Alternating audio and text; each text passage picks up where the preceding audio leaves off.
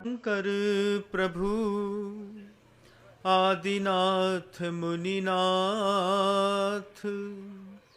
आधि व्याधि अघमद मिटे, तव पद में मम्मात। चरण शरण है आपके, तारण तरण जहाज। भव दधी तट तक ले चलो, करुणा कर जिन राज। बोले आदि ब्रह्मा श्री आदिनाथ जी भगवान की, परम पूज्य आचार्य भगवंत गुरुदेव श्री विद्यासागर जी मुनि महाराज की, बंधा जी के महाअश्यकारी श्री अजितनाथ जी भगवान की, समस्त मुनि संघ की।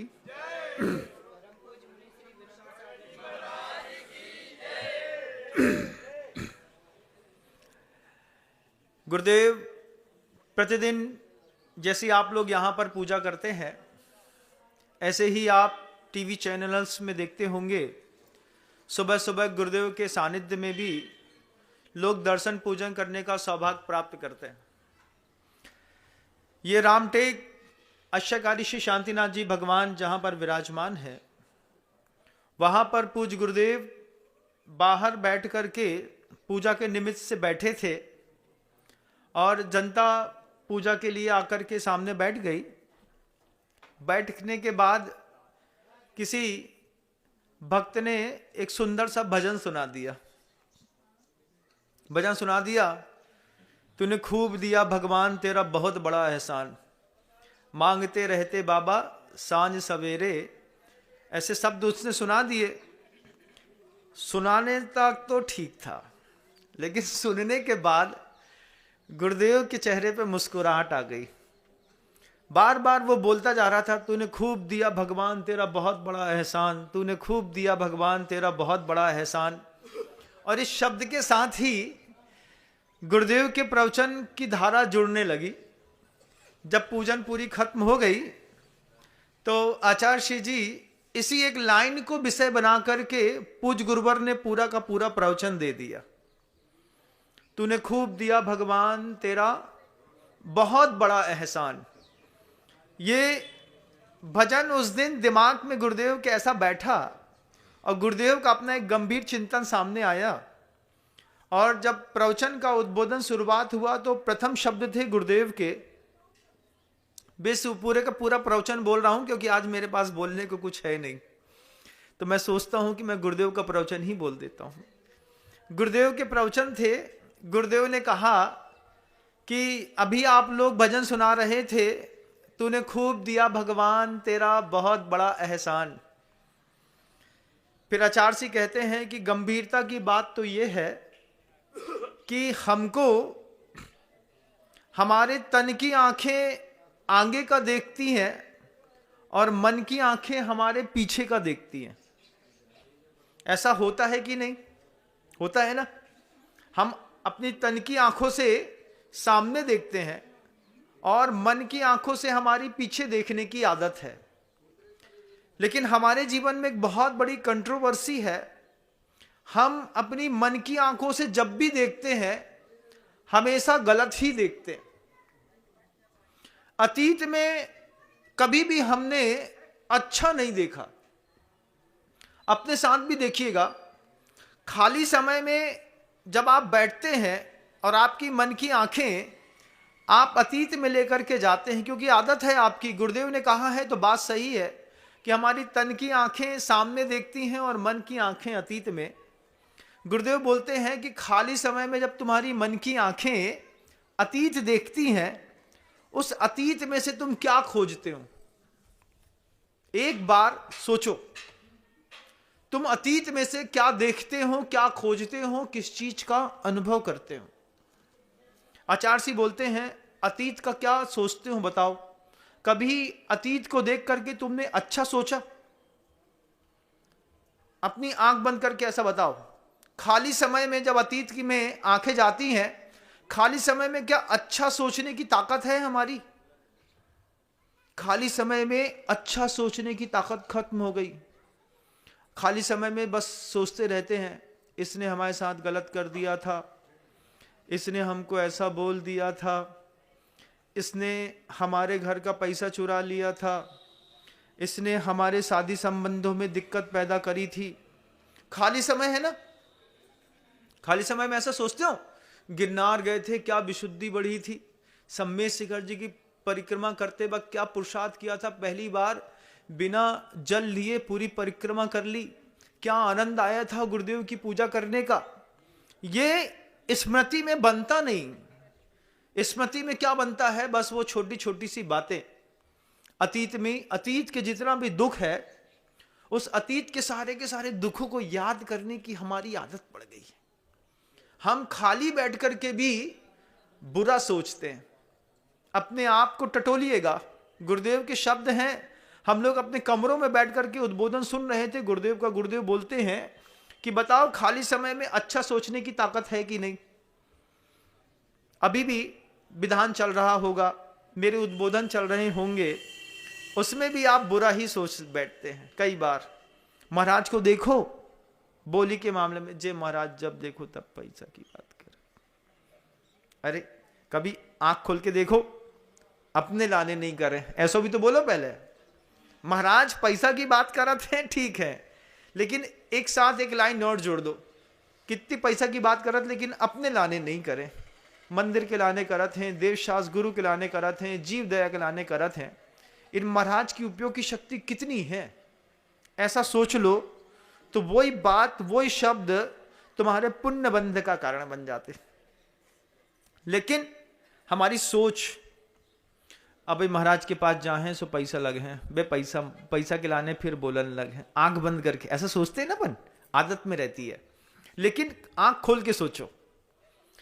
एक साधु ने जब भी किसी गांव में प्रवेश किया, जितना कुछ लेकर के आया था उसमें से बहुत कुछ देकर के गया, कुछ लेकर के नहीं गया।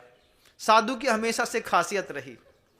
अब चूंकि तुम्हारे पास एक ही रिद्धि है जो दुनिया में सबके काम आती है, तो उसी रिद्धि का प्रयोग करने के लिए बस बोलता है साधु।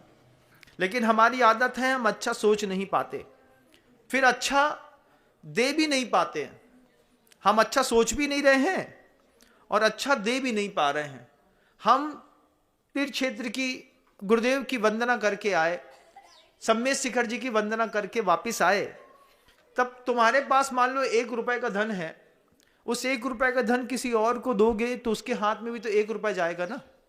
तुम्हारे पास साधना का धन था, दान का धन था, तुमने दान दिया, भक्ति करी, पूजा करी, अब इसकी प्रशंसा और कर देते सामने वाले के पास।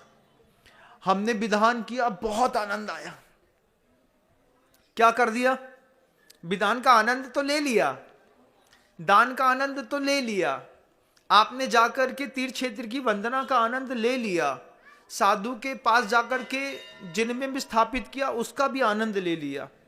अब इसको देना और बाकी था सामने वाले पड़ोसी को। दान तो हमने दे लिया, अब इसकी प्रशंसा करो। महाराज आए, बड़ी कृपा करी, एक महायज्ञ नायक की बोली मिली, 2.5 लाख रुपया दे करके अपने आप को धन्य धन्य माना मैंने। अब शब्दों से जब हमने किसी को ऐसा बोला तो तुम्हारे चेहरे के मुस्कुराहट, तुम्हारे मन की सुंदरता, जब उसको ये दिखी कि इसको पैसा दान देने के बाद भी ये झूम रहा है, समझ रहे हो, ये इसको कहते हैं अच्छा देने की कला। हम कई बार सोचते हैं कि दुनिया में सबसे अच्छा तुम लोगों के पास क्या है, बताओ अच्छा क्या है? पैसा? पैसा बहुत ज्यादा अच्छा नहीं है तुम्हारे पास। तुम दान भी करते हो तो कितना दान करते हो बताओ, और दान कर भी दोगे तो कितना कर दोगे। लेकिन तुम्हारे पास सबसे पवित्रतम, सबसे ऊंची चीज है तीर्थंकर, पंच परमेष्ठी परमात्मा। इनका दान करना सीखो। पूरी दुनिया में कहीं पर भी जाएंगे, हम अपने प्रभु की, अपने गुरु की बात जरूर करेंगे। हमने सामने वाले को टीका में 1.25 रुपया या 1.25 या 1.25 लाख दिए, लेकिन साथ में 2 बात भी दी। हमारे घर में हमारे गुरु की बहुत कृपा है, हमारे घर में हमारे प्रभु की बहुत कृपा है। जब हम उस दान के साथ, उस उपहार के साथ हम झूम करके शब्दों से धर्म की प्रभावना करते हैं, उस वक्त आपका पुण्य और बढ़ जाता है। अच्छा सोचो खाली समय में, जब किसी से मिलो तो अच्छा दो, कि भैया मैंने तुमको व्यवहार में बहुत कुछ देता हूं, लेकिन मनुहार में अपना धर्म एक बार और सिखा देता हूं, कि मेरे घर के अंदर पंच परमेष्टि की बहुत कृपा, अरिहंत परमेष्टि की भी खूब कृपा है, सिद्ध परमेष्टि की भी खूब कृपा है। तूने बहुत दिया भगवान, तेरा बहुत बड़ा एहसान।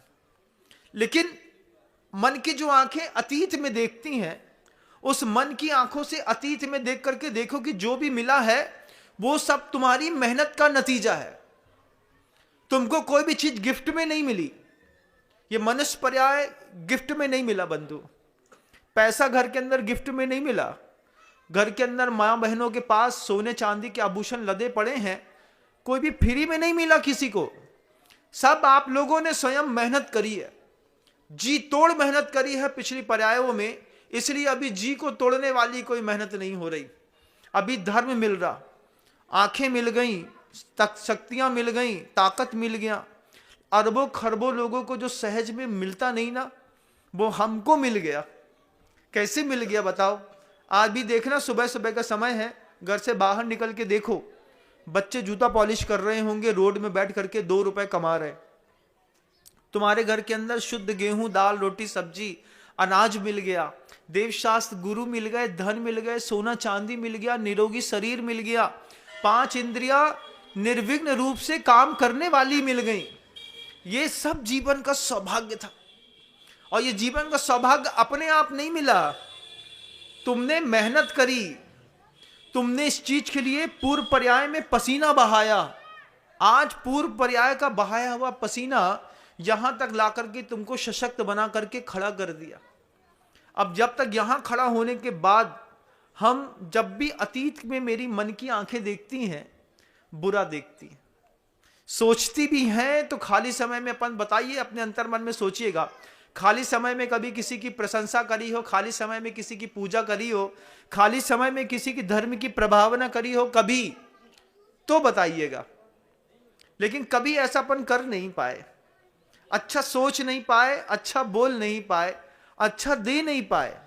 आवश्यकता थी कि हमारे दान की प्रभावना हम अपने शब्दों से करें, कि पंच परमेष्टि की कृपा से, मेरे पूर्व पुण्य से, पुरुषार्थ से मैंने जो कमाया, गुरुदेव ने निमित्त बोला तो मैंने दे करके मैं निहाल हो गया, मुझे बड़ा आनंद आया।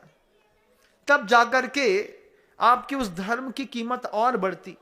कभी सोचो ना, तूने बहुत, बोलते ना, तूने बहुत दिया भगवान, तेरा बहुत बड़ा एहसान। किस बात का एहसान है? और तुम भी थोड़ा सा एहसान कर लो।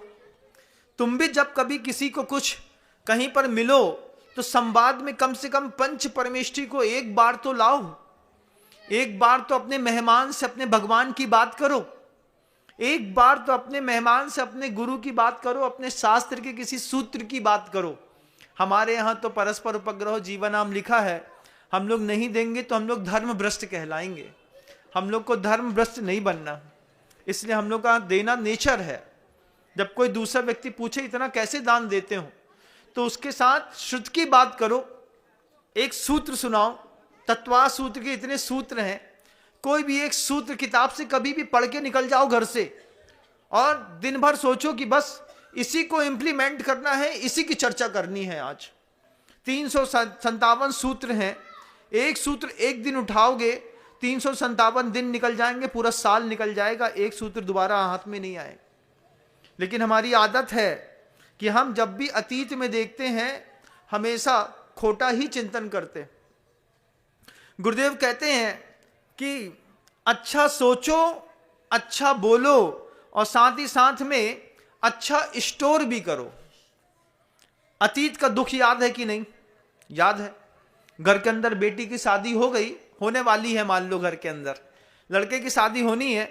अब हम अतीत में जाएंगे, अतीत में जाकर के देखेंगे, बे सिल्लू कक्का थे ना, उनने अपने घर में पहू पाने चूल को निमंत्रण नहीं दो थो, उनने घर के अंदर 2 ही बुलवाए थे, बोले 1 को निमंत्रण है।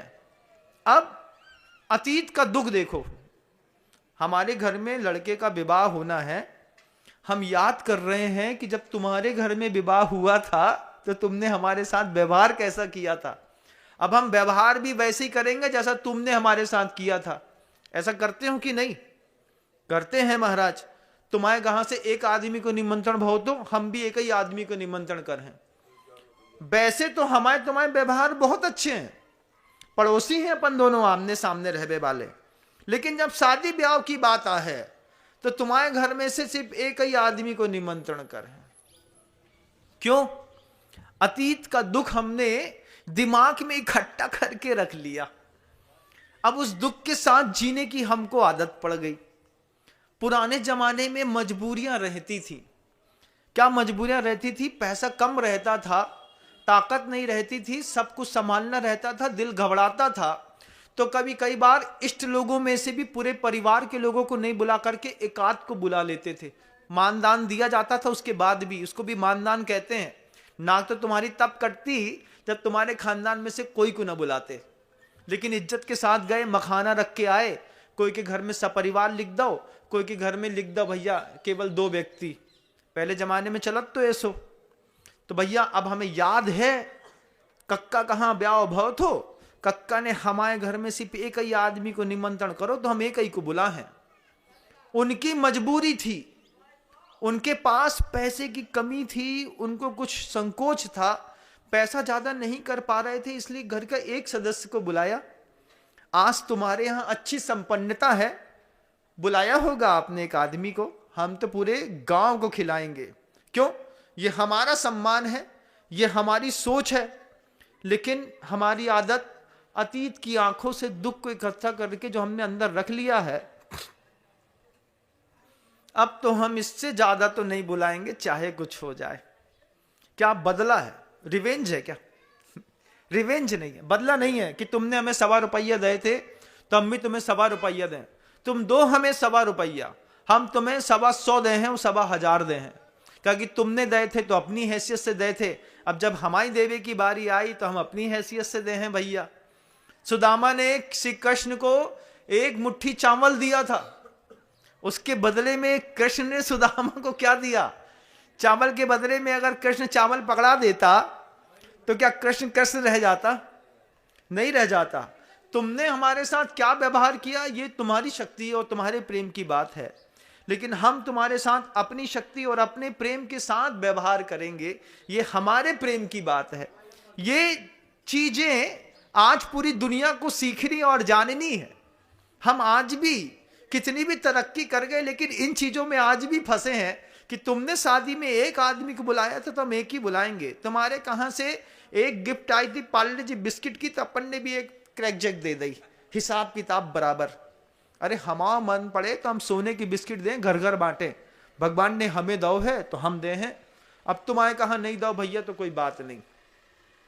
लेकिन गुरुदेव कहते हैं एक बार अपने अतीत को बहुत अच्छे तरीके से एक बार देखिए, अपने सौभाग्य को समझिए, जानिए कि बड़ी मुश्किल से जो मिला है, बड़ी मुश्किल से मिला है। ये वातावरण जो आपने यहां पर बना लिया, सिद्ध चक्र महामंडल विधान कर लिया, बड़ी मुश्किल से ये मौका मिला बंधु। सबको कहां मिलता? आप बताओ कि अतीत का वो दुख याद करने की जो आदत है, अपने लिए भी और पर के लिए भी, दोनों प्रकार का दुख होता है। आचार्यों ने कहा है ना, दुख शोक तापा क्रंदन बद परदेव नानात्म परोभय स्थानान सदवेदस्य। असाता बेदनी बंधती है दुख को याद करने से, दुख को देने से भी, याद करने से भी। कदोबा कारिदोबा किरंतोबा, तीनों सूत्र एक साथ लगते जीवन पे। हम दुख याद कर रहे हैं, तुमने हमारे साथ ऐसा किया था, हम तुम्हारे साथ ऐसा करेंगे। अब शोक को मन के अंदर पैदा करने पर असाता बेदनी बंधी, दुख मन के अंदर सोचने पर असाता बेदनी बंधी, दूसरे के बारे में अनिष्ट का चिंतन करने पर जीवन में असाता बेदनी बनी और कुछ बंधा ही नहीं। लेकिन हम लगे रहे यही करने में, हमें ऐसे ही करना, ऐसे ही करना, ऐसे ही करना, जीवन की पूरी शक्तियां निकल गई। आज सारी इंद्रियां छीण हो रही हैं, लेकिन अभी भी मौका है। बच्चा जितना मुलायम चमड़ी वाला दिखता है, इतनी मुलायम चमड़ी अब आपकी नहीं बची। अब आंखों से उतना साफ सुथरा दिखाई नहीं देता जितना पहले दिखाई देता था। जिब्बा की इंद्री भी अब वैसा काम नहीं करती वैसा पहले करती थी। अभी तो मौका है कि अपनी आंखों से दिखाई दे रहा है तो देख ले। क्या देख ले? मोबाइल? मोबाइल नहीं बंधुओं, भगवान को देख ले। अभी मौका है, इंद्रियों से दिख रहा है। सशक्तिकरण के साथ तुमको इस सृष्टि पर भेजा गया था और हमने उस पूरे सशक्तिकरण का नाश कर दिया। जब भी मौका मिला मोबाइल में घुस गए, मौका मिला फालतू की चीजों में घुस गए। मंदिर आने की फुर्सत नहीं है। पूजा करने के बहाने में मंदिर जाने के काम में बोलो जाए तो भैया महाराज हमसे ना हो पाएगा। सारे पुण्य में अपने हाथ से पानी फेरने में क्यों लगे? कोई दूसरा पानी फेरता तो फिर भी किसी से कह देते कि भैया हम मंदिर जा रहे थे, इनने हमें रोक लो। लेकिन अपनी मेहनत का पसीना से कमाया हुआ ये जैन कुल, अपनी मेहनत और पुरुषार्थ से कमाई गई ये इंद्रियां, स्वस्थ शरीर, अपनी मेहनत से कमाया हुआ ये वैभव, ये मंदिर, ये जिनालय जब अपन को मिला और मिलने के बाद मंदिर, जिनालय, इंद्रियां, शक्तियां, आत्मा की अचिंत्य शक्ति में से एक भी शक्ति की चिंता किए बिना मिट्टी के मोल में सब बेचते रहे। आज मौत के मुहाने पर आकर के खड़े हो गए। किसी की जिंदगी के 70 साल निकल गए, किसी के 75, किसी के 80, और अभी भी वो क्रोध की आंखों से, लोभ की आंखों से, मोह की आंखों से पूरी दुनिया में चेतना काम कर रही है। अभी मोह का उन्माद आज भी काम करता है जिंदगी में। भगवान के सामने आने के बाद भी मोह कहता है अरे छोड़, इनको तो काम है बोलबे को जो बोलत रहे थे। ये तुम्हारे मन के अंदर ये भाव कौन, किसने पैदा किया? तुम्हारे मोह ने। अभी तुम्हारे कर्म का उन्माद है, अभी तुम्हारे मोह का उन्माद है। जिस दिन तुम्हारी चेतना का उन्माद आएगा उस दिन संवेग और वैराग्य से लोग लबालब भर जाते हैं। अभी तुम्हारी आत्मा तुम्हारे साथ बोल ही नहीं रही है। अभी तो तुम्हारी जिंदगी का लोभ तुम्हारे साथ बोल रहा है। अभी तुम्हारी जिंदगी का मोह, तुम्हारी वासना, तुम्हारी इंद्रियों का असंयम तुम्हारे साथ बोल रहा है। जिस दिन तुम्हारी चेतना तुम्हारे साथ बोलेगी उस दिन तुमको लगेगा कि आज मैं चेतना से बात करके धन्य हो गया। बड़े बड़े महापुरुषों को वैराग्य के छोटे छोटे कारण मिलते थे। एक बाल सफेद देखा, तत्व चिंतन किया, चेतना का उन्माद जागृत किया, दीक्षा ली, चले गए। बादल जा रहे थे, नगर बन गया, बादल से देखते देखते विघटन हो गया, चेतना ने काम किया, चले गए। उन्होंने दीक्षा ली, संयम ग्रहण किया, चले गए। आज हजारों विकल्प भी मिल जाए वैराग्य के, कई बार मन के अंदर उमंगे तो उड़ती होंगी, इच्छा तो होती होगी कि हाँ महाराज साधु बन जाते तो अच्छा रहता। फिर कौन रोकता है? फिर वही मोह रोक लेता है, क्योंकि अभी मोह का उन्माद है, कर्म का उन्माद है। आचार्य कहते हैं अपनी चेतना को उन्मादी बनाओ। ये महाव्रत हैं, ये अणुव्रत हैं, ये गुणव्रत हैं, ये शिक्षा व्रत हैं, कोई भी व्रत हैं, एक व्रत का भी सहारा पकड़ लिया ना जीवन में तो पूरी नैया पार हो जाएगी। 12 प्रकार के तप हैं, प्रायश्चित है, विनय है, वैयावृत्ति है, स्वाध्याय है, ध्यान है, कायोत्सर्ग है। किसी एक का सहारा भी पकड़ोगे तो पूरी जिंदगी पार हो जाएगी। भगवान ने, तीर्थंकरों की वाणी ने तो ऑप्शन दिए बहुत सारे। तुम संयम ग्रहण नहीं कर सकते हो, संकल्पित हो कि वैयावृत्ति करेंगे। हमारी ताकत नहीं है केसलोच करने की। जो केसलोच करता है उसके पैर जरूर दबाएंगे, उसकी सेवा करेंगे, उसके जीवन की अनुकूलता बनाएंगे। ये छोटा सा वैयावृत्ति का सहारा भी पकड़ोगे तो जिंदगी पार हो जाएगी। देवशास्त्र गुरु तीनों की वैयावृत्ति करेंगे, ये सोच भी लोगे तो जिंदगी पार हो जाएगी। नहीं छूटता रात्रि भोजन, कोई बात नहीं है। अहिंसा का पालन नहीं कर पाए अहिंसक कुल में आने के बाद, उसके बाद भी अगर वैयावृत्ति का सहारा पकड़ लिया, बहती हुई बाढ़ के पानी में कोई तो लकड़ी हाथ में आई, एक आध तो हाथ में आती जिसका सहारा पकड़ते और हम निकल जाते। तब की लकड़ी हाथ में नहीं आई, उपवास की लकड़ी हाथ में नहीं आई, रस परित्याग की लकड़ी हाथ में नहीं आई। मैं वैयावृत्ति की लकड़ी ही पकड़ लेता हूं, कहीं तो रुकूंगा, कोई तो मुझे संभालेगा। जब वो भील को सिर्फ 2 कौर के बीच में जितना समय लगता है, उतने समय के लिए महाराज ने मांस का त्याग कराया और स्वधर्म इनकी स्वर्ग में जाकर के महर्दिक जाति का वो देव बन गया। उसने आखिर कहीं ना कहीं तो अपने आप को टिकाया ना। एक भील ने टिकाया अपने आप को। उससे गुरु ने कहा मांस का त्याग कर दो। वो कहता है ना हो पाएगा, हम सुबह से लेकर शाम तक यही खाते हैं। आचार्य सोचते रहे, है तो भव्य लेकिन काम अभी पाप के कर रहा है, और हंस के बोलता है छोड़ नहीं पाऊंगा महाराज। जिंदगी निकल गई इस शरीर को वही वही खिलाते खिलाते। आचार्यों ने छोटा सा उपदेश दिया कि देखो, एक कोर खाते हो, दूसरा उठाते हो, खाने उठाने के बीच में जितना समय लगता है उतने समय के लिए त्याग कर दे।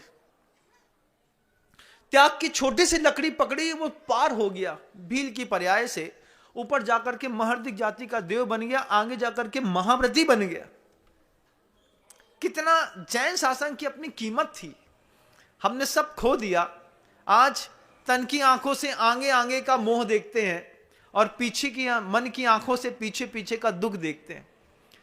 खाली समय में सिर्फ अनिष्ट का चिंतन करने की ऐसी शैली बन गई जीवन की कि कभी कोई बोले कि भी अच्छी बात करनी है, अच्छी बात सोचनी है, लाख कोशिश करने के बाद भी अच्छी बात दिमाग में नहीं आती।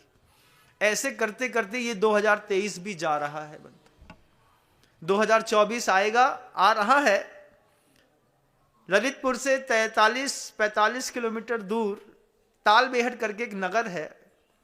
पूरे देश की जनता को मैंने आमंत्रण दिया है, अपन सब मिल करके नववर्ष अच्छे तरीके से भगवान आदिनाथ, भगवान पार्श्वनाथ की सेवा भैयावत्ती करने के साथ मनाएंगे।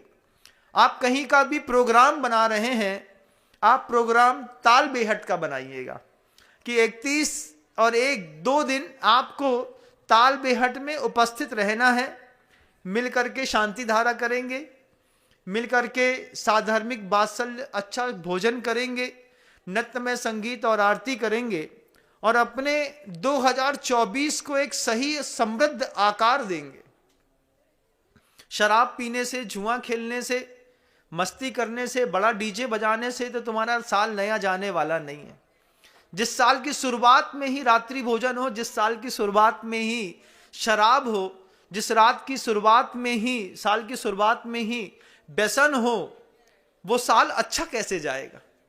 अगर साल अच्छा करना है अपना, अपने परिवार का, तो एक अभी से टिकट कटवाइएगा, रिजर्वेशन करवाइएगा। ललितपुर से सिर्फ 45 किलोमीटर दूर है तालबेहट। मुनि संघ रहेगा, मैं भी रहूंगा। आदिनाथ स्वामी की कृपा है वहां पर। 800 वर्ष प्राचीन मंदिर है, भव्यतम जिनालय है। पार्श्वनाथ के पुजारी दिल खोल के भगवान की भक्ति करते हैं तालबेहट के। वो पूरी समाज का आत्मीय निमंत्रण है, पूरे विश्व की जैन समाज को। वे आए, खुद उपस्थित होइएगा, नहीं तो अपनी उपस्थिति इस चैनल्स के नंबरों के माध्यम से दर्ज कराइएगा। जब मैं एक एक व्यक्ति का वहां से नाम बोलूंगा, अपना नाम सुनिएगा कि महाराज तक मेरी आवाज पहुंच गई। 2024 का पावन पवित्र आशीर्वाद तालबेहट नगर में गुरुदेव के आशीर्वाद से हम एक महोत्सव करने जा रहे हैं। आपने अभी तो 15 दिन है, प्लान तो बना ही रहे होंगे आप लोग, यूट्यूब पर सुनने वाले भी, तो यूट्यूब वाले भी और सामने बैठने वाले भी, सबको निश्चित कर लेना है कि 31 दिसंबर और 1 जनवरी 2 दिन हमको हमारे गुरु के साथ पूरा दिन गुजारना है। ये सौभाग्य के साथ हम 2024 का एक नया आगाज करने जा रहे हैं। आप लोग भी पधारे, यूट्यूब वाले भी, जितने जहां तक मेरी आवाज जाती है और जो मुझे सुनता है, सबका निमंत्रण है, सबको आना है, ऐसा मेरा भाव है। मिल करके धर्म ध्यान करेंगे, मिल करके आगामी तीर्थंकरों की प्रभावना कैसे की जाती है इस विषय पर चिंतन भी करेंगे और समाज को समृद्ध बनाने के लिए अपना योगदान भी देंगे। शब्दों को विराम देता हूं, अभी तो समय हो गया, पुनः प्रयास करूंगा। गुरुदेव श्री विद्यासागर जी महाराज की जय हो। लेकिन ये बात जरूर कहूंगा कि अतीत में भी जब भी सोचो अच्छा सोचो, और सबसे बड़ी बात है 2024 कहता है अपने लिए अच्छा सोचो। कितनी बार अनिष्ट चिंतन करके अपने ही परिणाम खराब किए हैं। इस बार 2024 नए आगाज, नए अंदाज के साथ ललितपुर से 45 किलोमीटर दूर तालबेहट करके छोटा सा नगर, जहां पर भव्यतम आयोजन के साथ जैन समाज के सारे लोग एक साथ इकट्ठे होने जा रहे हैं। आप चूक ना जाएं, इसलिए संदेश दिया। शब्दों को विराम देता हूं। गुरुदेव श्री विद्यासागर जी महाराज। जा वाणी के ज्ञान से सूझे लोका लोक, सो वाणी मस्तक नमु सदा देथूं धो। हे जिनवाणी भारती तो हे जपो दिन रैन, जो तेरी शरणा गहे सो पावे सुचैन।